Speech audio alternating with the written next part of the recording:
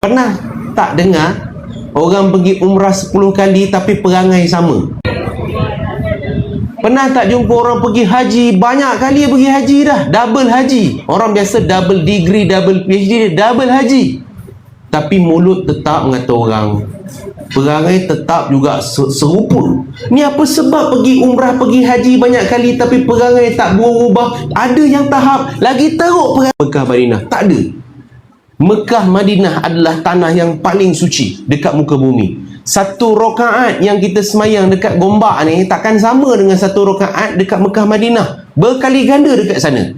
Dekat sana Allah turunkan rahmat, keampunan, macam-macam. Tapi kenapa balik tetap orang sama? Tetap juga mengata orang mulut puaka. Sebab bukan salah Mekah Madinah, bukan salah umrah, bukan salah haji, tapi kita yang buat umrah haji tu. Ramadan, bulan keampunan. Allah memang bagi keampunan.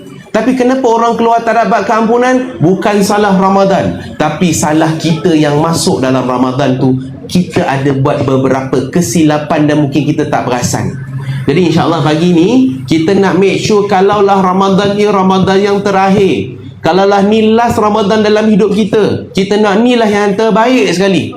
Kita dah masuk Ramadan banyak kali dah ibu-ibu. Kalau umur kita 65 tahun, dah 65 kali dah kita masuk Ramadan.